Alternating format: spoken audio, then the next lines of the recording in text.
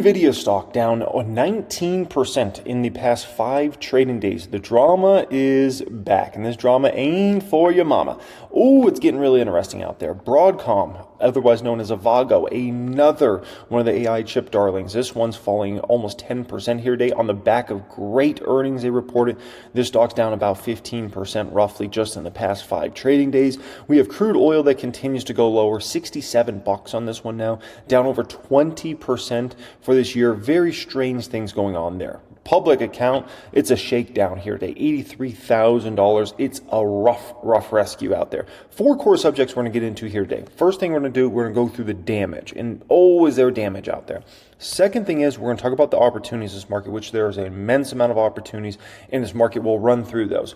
Third thing, why is this happening? This is not just for one reason. There's actually 4 core reasons why this is going on right now, and I'll explain why so everybody kind of understands that. Fourth thing we're going to get into, how long is this going to last? I think that's what a lot of people are looking out there like, oh my gosh, was this a rough week? People are wondering, do we have more of this coming? Do we have several more weeks of this coming? A few more days, like months of this coming, right? So we'll get into that. I'll explain to you what's likely to transpire here from here now at this point in time, okay? 2 things from you guys I need before we get into this. 1, make sure you subscribe to the channel. If you're not already subscribed here, it's absolutely free to do that. Additionally, I got another free thing for you guys. Workshop I created last month, and I'm very glad I created this workshop because it's helping out a lot of people. Heard a lot of people say a lot of positive things about this workshop in terms of helping them in regards to a market like we're going through right now. 7 things to do when stocks are crashing. I'll put that as pinned comment down there today. Make sure you grab that before this video ends here today. It's going to help you out immensely to kind of know what to do in this sort of market. Alrighty guys, so where I want to start out here today, looking at a heat map of the market. And I think this is always important to look at on a day like today because you get a kind of a gist of, is it everything bad, right? Is it just everything getting slaughtered out there? And what we're going to find is no, not everything is getting slaughtered. Most things are, but not everything. So what is actually holding up? Well, I have it outlined here in blue. And you know what we see? We see safety. There's a flood to safety on a day like today, right? Healthcare looks decent today. Diagnostics looks decent today. Medical devices look decent today. McDonald's looks decent today. Wow, look at McDonald's stock, nice and green here today. Household brands like Procter & Gamble. The tobacco companies are doing okay. Coca-Cola's doing okay, right? Those are the sorts of stocks that are doing okay. Outside of that, it's Red Dead Redemption out there. Now, commodities.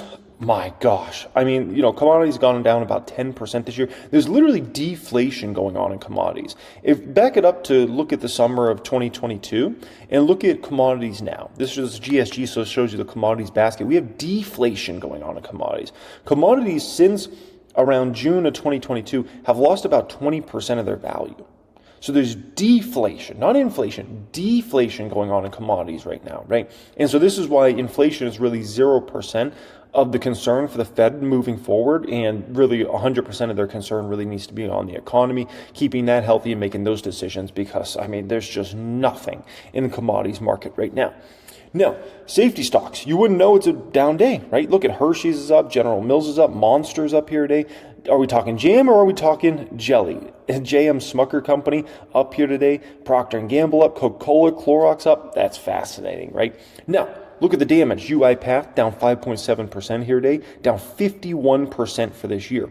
Shopify down almost 6% here today, down 13.5% this year on phenomenal numbers. Shopify numbers, look at the numbers they reported every single quarter so far. They're phenomenal, every single quarter. And yet, look at the stock. What does it have to show for it? 13.5% down this year? Incredible. Shopify is a huge opportunity for people that are looking to get exposure to e-commerce. I mean, it's one of the best names, if not the best name you could possibly be in. It's a direct play, asset light. That's one of those companies you can always feel comfortable buying and just continue to buy, continue to hold for years and years to go in the future. Very special company there. AMD, also a very special company, but it's not such a special stock right now. The stock is down now. Down. This is shocking. 8% for the year. You know, you're thinking about all the AI excitement and demand and everything going on out there, and there's so much hope that AMD is going to be the second big chip player in the market behind nvidia over time, right? And yet, What does AMD have to show for it? A stock price down 8% this year. A stock price down almost 5% here today, right? I do look at AMD and I do believe this stock is an opportunity. It's not one I personally own right now, but I would have no objection with buying AMD right now. And if this one continues to go down, buy more and more shares of this one. I think Lisa Su is one of the best CEOs we've seen in the stock market the last 10 years, right?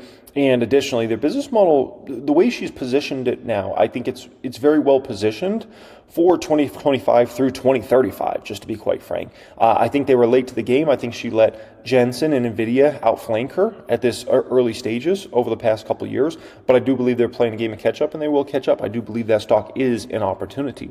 SoFi stock, oh boy, down 420 here today, down 4.2%. This stock's down over 28% this year. This is another opportunity in the market. Anthony Noto went on CNBC a day or two ago. I reacted to that on my reaction channel, right? And he's basically pointing out their particular customer base, higher income, higher credit scores, looks really, really good, right? And so the market prices SoFi kind of like it's a joke, very speculative, risky bank, when in reality, they might actually be far less risky than a lot of big banks out there, because a lot of other big banks do, let's just call it business with, let's call it a more questionable customer base. Bath and Body Works, this one keeps falling. This is one's a very popular store in the mall that sells soaps and candles and all those sorts of things. This one's down almost 3% here today, down about 33% this year. I mean, that's vicious, right? This one's actually emerging as an opportunity. I might be interested in this one. If it could go down to $20 or below, I could be interested in Bath and Body Works.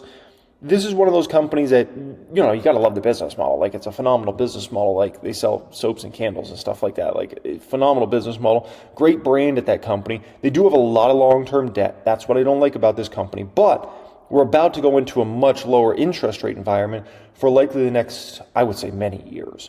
And so that will definitely help Bath and Body Works during that particular time frame. So I don't know, man. Like, Bath and Body Works, if it goes low enough, this could actually be a stock I would buy. Estee Lauder, another great example of an opportunity in this market. This one down 2.5% here today, down about 39% this year. It's been a vicious year, obviously, for Estee, and honestly, it's been a vicious 5 years for Estee. Now, the one thing you got to remember in regards to a lot of these stocks that have been hit hard, and I keep bringing this up, and I'm going to keep bringing this point up so everybody understands it. Tax loss harvesting, we're still going to get that, right? Still going to get that likely in the fourth quarter of this year, between October and December, in regards to a lot of these stocks. So you have to do controlled buys with these stocks. You can't just like go all in and think you've got the bottom. I got the bottom. I mean, you could have thought you got the bottom in regards to these stocks for a long time, right? There's going to be tax loss harvesting. We saw that in 2020. So there's so many of these great value and dividend stocks that have been absolutely slaughtered, taken out to the slaughterhouse, right? We saw this. We just watched this play out a couple years ago in 2022 with tech stocks, right? And guess what? We saw it in 2022 with those tech stocks. Tax loss harvesting in the fourth quarter of the year, right? And a lot of those stocks, they ended up bottoming in October, November, or December, depending upon the stock, right? But we got that tax loss harvesting because those stocks had been slaughtered. So the same exact thing we're seeing in these value and dividend stocks now. So don't be surprised if they get even a last kind of hurrah of selling pressure in that fourth quarter. And that, I mean, like I told you guys before, I think we're going to get a multi-year bottom in regards to so many of these great value and dividend stocks, and we'll be looking a few years from now and looking at that as like a historic buying opportunity in regards to specifically these value type stocks, these dividend stocks that have been absolutely taken out and just thrown out, man. They've just been thrown out. No one wants a piece of them. And I can tell you a year or two from now, a lot of people are going to want a piece of these stocks. It happens quick. People think, it takes 5-10 years to change the market. Absolutely not. 2022, a lot of these stocks were holding up great, right? Well, guess what? You couldn't find somebody to buy tech stocks other than maybe me and maybe a few of you guys out there, right? We were buying Meta, we were buying Tesla, we were buying some of those opportunities at that market, right? Palantir and all those others, Shopify. But most people didn't want a piece of those. And then fast forward 2 years later, right? Fast forward a year later, not even 2 years, a year later. And all of a sudden, everybody wants to own tech stocks. Everybody wants to own Meta and Shopify and AMD and nvidia, right? A year later. Isn't that fascinating, right? And so just keep in mind, with these value and dividend stocks, no one wants these stocks right now. But look out a year from now, look out 2 years from now, and all of a sudden, everybody's going to want a piece of these again. And it's going to be like, wow, Isn't that funny how fast things changed? You couldn't find somebody to buy these stocks in 2024. And now, all of a sudden, it's going to be like, wow, everybody wants to buy these stocks, right? No, looking at some of these stocks, right? Lululemon, Nike, UPS, Celsius, what do all these stocks have in common? Well, one, look at, they're actually holding up well today. Celsius is green, UPS is hardly down, Nike's hardly down, Lululemon's hardly down. I mean, that's crazy when you think about how vicious the market's getting hit, right? But these stocks already been killed. They already got buried, right? And so to get these stocks down even more, you got to get that tax loss harvesting in the fourth quarter this year. But a lot of these stocks are actually holding up very well. But they've been, I mean, look at the stock prices. Look at Lululemon's stock price year to date. Look at Nike. Look at UPS. Look at Celsius. I mean, they've all gotten obliterated, absolutely obliterated, right? And once again, look out a year from now or 2 years from now, and I bet you a lot of these stocks are going to do very, very well, right? Big tech, Avago down huge here today, Tesla down huge here today, 6+% there, Shopify down big, AMD, nvidia, Micron, PayPal, Snowflake. I mean, there's 3, 4, 5, 6, 7, 8, 9, 10% moves all over this market, and specifically with a lot of these tech stocks, right? It's clear that certain things are going on out there, right? There's moves out of certain stocks. If we look at Google, we look at Uber, we look at Amazon, we look at Meta, look at this, 3%, 3%, 3%, 3%. It's just the machines are just boom. I'm even looking at Ethereum recently. This is down another almost 5% here today. It's down like 42% in the past 3 months. I used to own Ethereum a while back. You guys certainly know I'm not a big crypto person, but I don't know, man. I'm re-looking into Ethereum and trying to figure out, I'm doing some digging there, trying to figure out if there's an opportunity there or not. I don't know. We'll see in regards to that. You want to speak about an opportunity? Elf on a Shelf is an opportunity once again. This one getting hammered, 7.5% here today, down 43% in the past 6 months. You'll be flipping my flapjacks. Incredible. But this is now an opportunity in regards to Elf once again. You know, when Elf was pushing 200 plus, the valuation got pushed. You know, it got to really rich levels. Let's just call it what it is. 125? Now we're talking, baby. Now we're talking. So if we look at ELF on a 2-year forward P, which, keep in mind, ELF's a growth company. You can't just look at a trailing 12-month PE on a growth company. It doesn't make sense. When you're talking about a real true growth stock that has mega growth, you need to be thinking about how's this company's valuation 2 years from now, 4 years from now, 6 years from now, right? Not just what they did in the past year. So 2-year forward P, this is one of the most important metrics you can find out there. And honestly, hardly anybody has a 2-year forward P. We have it on 1000X. We take what analysts are looking at and, kind of projecting that out versus stock price. 2-year forward P here is 30 on ELF. 30. It's too cheap. Now, keep in mind that you might say, well, that's richer than the market trades at on a 2-year forward PA basis. Sure. But ELF's one of the best companies in the entire stock market the past 5 years. So given that this is one of the best companies in the stock market the past 5-6 years, they should command a massive multiple over the market. Their growth rates are also like a million miles ahead of where the rest of companies in the market grow, right? And so at the end of the day, you got to look at a stock like ELF and you just got to understand this stock's trading too cheap here today, and it's actually emerged as an opportunity again in regards to stock, regardless of what happens short term. If the stock keeps going down, I mean, you could have some people start taking losses on the stock. You could actually see tax loss harvesting in a stock like ELF. This earlier in this year, you never thought you would see tax loss harvesting on ELF, right? I'm telling you, if this stock keeps going lower, if the market keeps going lower, and we'll speak about that in this video, if the market's going to keep going lower, you'll actually get a lot of people to be down on ELF that were buying at 200 plus, or buying at 180, 175, 160, that will actually end up tax loss harvesting at the end of this year. And that's just crazy. It's crazy for me to even think about, like, people tax loss harvesting on ELF. But it honestly, with how vicious the move down has been, it's a potential here. Playing it, massive opportunity this next 12 months. I'm shocked it's trading down here, but it is what it is. I think people are going to have their socks knocked off with growth in regards to that one. Palantir is holding up so strong, so well. Look at this stock. You wouldn't even know it's a bloody day out there for big tech. You wouldn't even know it's bad for tech stocks, right? The NASDAQ's getting wrecked, and yet Palantir down 0.5%. 0.5%? And you think about what's going on with AI stocks out there, Palantir down 0.5%? Talk about a stock that is holding up so incredibly well. Meanwhile, the company they used to get compared to quite often, right? There's two companies that Palantir used to get compared to a lot. One was Snowflake, the other was C3 AI. And now people are seeing right through those two companies, and they're seeing right into Palantir, right? Look at C3AI, down 26% year to date. I mean, this is supposed to be like all this hype and excitement. It's supposed to be the software time. Software revenue's coming, baby, for AI stocks. And yet C3AI down 26% this year? No bueno, no bueno. Palantir's a freak in the AI space, and we got to understand that, right? If you look out at all the other AI-related stocks, right? NVIDIA, AMD, Avago, Microsoft even. We're hearing some bad things about Microsoft Copilot and a lot of their customers pushing back against the Copilot product, which is not good, right? And that sends a bad sentiment around AI in general. You look at Google, you look at C3AI, they're all losing. They're all losing momentum, right? All of them. And yet Palantir's holding up really dang well. I'm incredibly impressed. And with Palantir, it's arguably the best performing AI stock now at this point in time for this year, right? I mean, the performance for Palantir has been flawless. But why? You got to ask yourself why. It's top tier. Here's the deal, right? Every dip people buy in Palantir, and they just want to add more shares and more shares and more shares. And why? Well, the graph is pretty self-explanatory, right? It's up, and it's up, and it's up. And Palantir is one of the very few companies that you can count on growing every single quarter. Every single quarter, they grow, right? It doesn't matter. They grow. And it's also one of the companies that is actually, people are understanding it's actually true AI, which is starting to be seen as very valuable, where it's unlike last year. Last year, you know, as long as you said AI, your stock went up, right? Now, 2024 is a year that people are saying, what is actually AI? What companies are actually selling products that are going to benefit from AI, right? Palantir is one of those. And so additionally, you have the defense side of their business, right?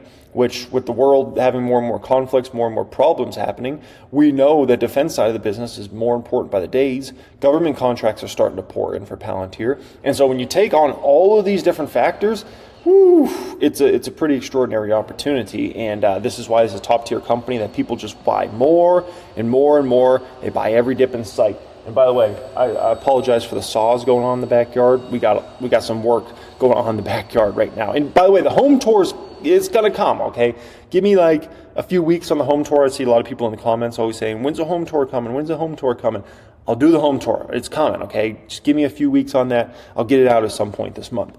August payrolls. So you want to know, start to begin to understand why the market's going down, what's going to transpire from here. Well, you got to start understanding what's going on here. August payrolls grew by less than expected. So no bueno. Bad news is bad news in this market. We got to understand that. Unemployment rate ticked down to 4.2%. Let's have a sip here. You know, that's just one of those headlines you just get very suspect by, right? Payrolls grew less than expected, but the unemployment rate dropped to 4.2%. Okay, all right. The unemployment rate ticked down to 4.2% as expected. However, the real unemployment rate edged up to 7.9%, its highest reading since October 2021. Now you might say, the real unemployment rate? So what do they give us, a fake unemployment rate? Well, it's debatable, right? It's debatable. But there is, quote unquote, the real unemployment rate, and I'll explain that in just a moment. But this is why you don't ever make buy and sell decisions based upon government numbers. Don't do that. Don't do that, okay? Listen, the government numbers are always screwed up. A lot of times they're wrong. There's a lot of people that feel like the government cooks these numbers, however they want to cook these numbers, right? And it really happens. I've seen it, at least from what I've seen, as long as I've been in the market, it happens for pretty much it does happen for every single administration, whoever's in office. And then all of a sudden you get these revisions down, and then it's like, oh, things weren't as strong as you guys said they were. So it's very suspect. I can tell you guys that. Don't trust the government numbers. You make buy and sell decisions based upon what the government's telling you. You're in a world of hurt, folks. A world of hurt. The true unemployment rate, or the real unemployment rate, the one that here is talked about being at 7.9% here, okay, is higher than the official unemployment rate because it includes people who are not counted in the official rate. The official rate, also known as U3, whereas this is U6, we're talking about when it comes to the real unemployment rate, only counts people who are actively looking for work and are not employed. The true unemployment rate includes people who are looking for work but don't have a full-time job, working part-time but want full-time. That could be important, right? If the economy is very weak, then what happens? A lot of companies are just hiring based upon like part-time. They don't want to give benefits to workers, right? They don't want to give that health care and all those sorts of things. So it is important to factor that in. Earnings below the poverty line, discouraged by a lack of jobs or childcare demands, right? So you got to make up your own mind. What do you think is more important? The unemployment rate U3 that they give us, which is 4.2%, or the real unemployment rate U6, in which is substantially higher, right? I look at both. I think both are important at the end of the day, but there's a strong argument to be made that the real unemployment rate, U6, is actually more important, right? So here we go. Take a look at this. I mean, back in November, we were at about 7% on this one, and then it went up even in the holiday season, which is not good. You usually want to see numbers like this come down in the holiday season, not go up. And now we're at 7.9%. The bottom line is we have for sure weakness in the labor market. There's no debating that anymore, right? You know, a few months ago, you might have been able to debate like, oh, you know, it's not much weakness. Listen, man, you can't have everything keep coming out showing weakness and weakness and weakness and act like there's not weakness. There's true weakness in the labor market now at this point in time. And there's no debating that, right? If these numbers keep missing, and at the end of the day, if these numbers keep going higher, the unemployment rate and the real unemployment rate, like that shows there's real weakness in this labor market now at this point in time, right? So if you want to know why stocks are moving down so rapidly, there's 4 core reasons. One is AI. We got to be honest. AI drove a lot of the stock market gains over the past 2 years, right? And all momentum really in the AI space has been lost. Nvidia reported that quarter, which the numbers were great, but the problem is the beats were not great, which means, you know, the growth rates are certainly slowing substantially in regards to that. You saw a very similar phenomenon with Broadcom, Avago, right? And so it's clear the momentum's been lost in AI. You hear things like the news we got this week where a lot of Microsoft customers are starting to push back on Copilot, not really seeing the ROI there and those sorts of things, right? So now don't run to long-term conclusions in regards to that and think, oh, Microsoft's not going to be successful in AI. That's also probably not true, right? But there is a potential here that maybe people got way too hyped on AI. For a lot of these companies, they're not going to be putting up very impressive AI numbers over this next few years. It's going to take them more like 5, 10, 15 years to really build out their AI revenues in a substantial way. And therefore, people got too excited too fast. And you could see a lot of these companies like Microsoft, Google, and others, right? They have some big chip orders that continue throughout this year and into 2025, but you could see a pullback. And I've been talking about this before anybody's been talking about this. A pullback potentially in 2026 and 2027 for those numbers. And that's the real worry. And I think Wall Street's really starting to catch up on what I've been talking to you guys about in regards to the situation. And so, you know, it's what we have. And so momentum in AI, it's honestly been lost for now, right? It can come back, but it's going to need a banger quarter from NVIDIA next quarter. It's going to need a blowout quarter, crazy numbers, crazy guidance to really get that momentum back. Second, it's September. Like September, the market usually does bad. We'll cover that more, especially in election years in a moment. 3, labor market's getting weak. It's clear as day, right? And so Fed funds rate is still the highest it's been in decades. Like, think about this for a moment. We have inflation that's no longer a problem. We have clear as day weakness in the labor market. There's no debating that anymore. And there's also no debating that inflation's a problem anymore. So inflation's not a problem. We have labor market that is a problem. No debating either of those. And yet we have a Fed funds rate right now that's the highest it's been in decades. Decades. Make it make sense. The Fed is way offsides here. Way offsides, right? Now, 4th thing is valuations S&P 500, they got stretched. There's no debating that, right? They're still stretched even after this drop, but they were really getting stretched. It's not like the highest we've ever seen, but certainly if you look at a PE ratio, if you want to look at the Schiller PE ratio and all those sorts of things, you can look at those. But at the end of the day, like the valuation got stretched in the S&P 500. There's no debating that either, right? Now, my opinion is Fed's got to cut 50 in September, then they got to cut another 50 in November. That will put us ending this year at 4.25 to 4.5. I've been very consistent, kind of my belief on what they should do here. But what I think they should do and what they might do might be two different things, but that's what they need to do. I'm just going to be honest with you guys. They got to get cutting, and they got to get cutting substantially here. Then if we get weak holiday data, looks like weak holiday spend and labor's weak as well, cut 50 in January, 50 in February, 50 in March. You might say, well, isn't that aggressive? No. That's common sense. Where's CPI right now? If you look at the government numbers, it's in the 2s. If you look at trueflation, it's in the 1s. Who do you trust more, trueflation or the government numbers? You choose. You choose. So at the end of the day, we're in the 1s or the 2s when it comes to a true inflation rate at this point in time. And we actually have massive deflation going on in commodities, which is going to bode very well in regards to no inflation really in the economy for next year, right? So looking out here, like if we cut the way I want them to cut, 2 50s here at the end of the year, right? And then 3 straight months of 50s, assuming holiday sales are weak and labor market continues to weaken, they would put us at 2.75 to 3 on the Fed funds rate at that particular time, with a CPI that's likely going to be in the 1s. So I think it's a pretty good decision to get moving here and not just wait around. And remember, when they start cutting, there's Fed lags. I talked to you guys about this. It's 1 to 3 years of Fed lags. If they choose not to cut very aggressively here, I mean, remember, these cuts that are being done probably is not going to be felt to 2026 or 2027. So then you leave the economy more in no man's land, and next thing you know, the labor market starts to weaken more substantially. You get a 5% unemployment, 6%, 7%. That'd be ugly fast. Can't have that.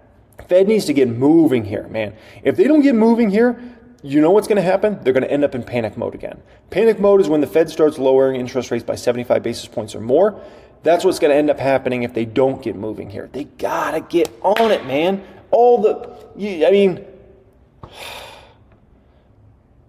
Do they need a written invitation? Come on, man. Get moving here. Now, if you're wondering how this market's going to trend likely for this next few weeks, next few months, here's what we're looking at, okay? So this shows you, I'm glad I saved this kind of screenshot on my computer. This shows you S&P 500 election year seasonal patterns, 1949 to 2022, okay? So what we're looking at here is how the market does on average during these different cycles. So the black line is all election year, so that's this black line here, right? Open field would be the scenario we're actually in right now. Sitting president running, so this would be if B-Man was still running, which he's not, right? We have a very weird election, by the way, because we have a former president running against a current vice president. I don't think that's ever happened in history. Maybe it has. I don't think it's ever happened. That's a weird situation, right? And then the aggregate cycle, okay? So what we really want to pay attention to is the red one, because I think this is what's very, very important here, okay? Now, if you look, it's very fascinating. It's actually playing out exactly how it's supposed to play out. Look at September. You go into September, right? Market's looking good. And right off the bat in September, the market tanks. It's exactly what we've seen. Oh my gosh. Like, is it not exactly what we've seen? September starts, and immediately market just starts tanking right away. It's exactly what we have playing out, right? Now, the market continues ultimately to tank. It has a bounce back, but ultimately it continues to tank all the way into around mid to late October, right? Then it comes back a bit, and then it tanks again into, let's call it late November. Now, why does this tank here happen probably? My guess is it usually happens because of what? Tax loss harvesting, right? In that fourth quarter. I think this is probably just seasonal weakness. People getting freaked out, people getting scared, what's going to happen in the election, what's going to happen with this, all that stuff, right? And so you just have that massive amount of weakness there. Then you have a bounce back, then you get that tax loss harvesting selling, which sends stocks kind of back down to like a double bottom, right? And then you come back through the end of the year. And so if this scenario plays out, now keep in mind, doesn't mean it's going to play out, but if it plays out, this means essentially we're in a situation here where the market's likely going to trend lower for about another month and a half to 2 months. Roughly, right? Another month and a half to 2 months of the market trending overall down. Doesn't mean every day is going to be down or every week is going to be down, but the overall trend is going to be down. Now, you might see something like that and you may say, well, why not go ahead and load up on puts right now? Why not go ahead and, be in a situation where, why not go ahead and sell out of the portfolio, right? Listen, we have a lot of factors at play. Just because it happens usually does not mean it's always going to happen. That's the first thing to remember. I've seen so many things in the market the past 16 years where it's supposed to usually work out this way, and it doesn't work out that way. Secondly, we're in a very weird election cycle this time, right? Not just for what I spoke about earlier, because we have a former president running against a current vice president, But to make it much more strange, we got the Fed about to cut rates. And it's very rare the Fed ever is about to start a rate cut cycle. Okay, this very rarely happens. Like, look at the past 30, 40 years. It hardly ever happens where the Fed starts a rate cut cycle. We're about to start a rate cut cycle here. And so that's a big, like, what happens here, right? What if the Fed comes out with a 50 basis points cut right off the bat, like I want them to? And what if the market looks at that as a risk-on scenario? And they're like, oh my gosh, Fed's serious about lowering rates. Let's go, baby. And next thing you know, you see NASDAQ stocks, tech stocks, Russell stocks start rolling, right? What if nvidia comes out and pre-announces a quarter in late October and says, we're way ahead of guidance? Like, oh my gosh, then all of a sudden, AI's back on, baby. That's the risk factors you got to take here, right? And that's why it sounds easy to be like, oh, I'm going to sell out of my stocks. Oh, I'm going to buy put options. It's much harder in reality because you have a lot of things that could screw you real quick. And so the higher probability is we go lower for the next, let's call a month and a half, right? The risk is that doesn't happen and we go flying, AI comes back, booming, and next thing you know, everybody's like, oh my gosh, like, why were people selling other stocks in early September? What a mistake that was. You got big risk here, okay? And that's something that needs to be factored in here. You also have the potential that the market's playing with the Fed, right? You know, big money does control the market. Listen, the Fed pays attention to the stock market. Jerome Powell pays attention to the stock market. You could have a scenario going on here where Wall Street's purposely dropping this market right now, right? Because who's dropping the market? Is it me? Is it you? No, of course not. We're not doing a dang thing except probably buying stocks, right? We're not dropping the market. This is big money saying sell, sell, sell.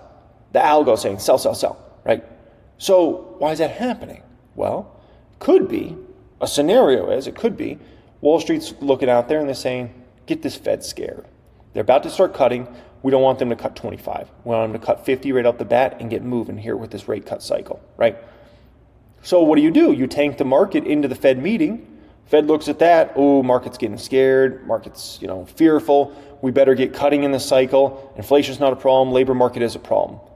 Let's get moving. Let's do a 50 right off the bat right now, right? And we know everybody's opinion fluctuates so much on depending upon if the market's going up or down. The market goes up, people all of a sudden feel good. They feel like, oh, the Fed doesn't need to cut really that quick. They can take their time with this, right? Everybody starts feeling good about the economy. Next thing you know, market starts going down. Everybody starts saying, oh, the economy is bad. Oh, the Fed needs to get cut in here, right? Like, people's opinions change up or down, literally based upon if the stock market goes up or down. So this stock market goes down. The Fed's going to look at that, and all these officials will look at that, and they get scared. They're all influenced heavily by the stock market. I'd take it this far. I guarantee you, the Fed would have already been cutting if the stock market had been doing bad this year. Guarantee you that. They would have already been cutting. But since the stock market went up and up and up, right, for the whole first half of the year, the Fed looked at it and they say, what's the rush to cut? The market's doing great. The stock market's doing great. We're in no rush, right? So keep that in mind, right? And so anyways, it could be big money just playing around with folks. And then next thing you know, Fed cuts 50 and they go risk on. And all of a sudden you have this crazy recovery in the market that people are like, what? We never saw that coming. I don't know. It's just be aware of what usually happens, but don't bank on what usually happens to happen, right? Now, James Bond has that great movie, right? No Time to Die.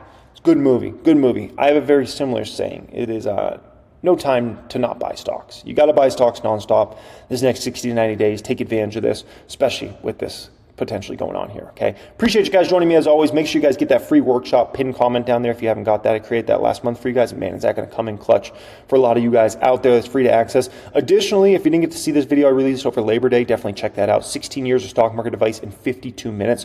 It's one of the highest like ratios I've seen on a video in a long time. A lot of people loved that. Much love and have a great day.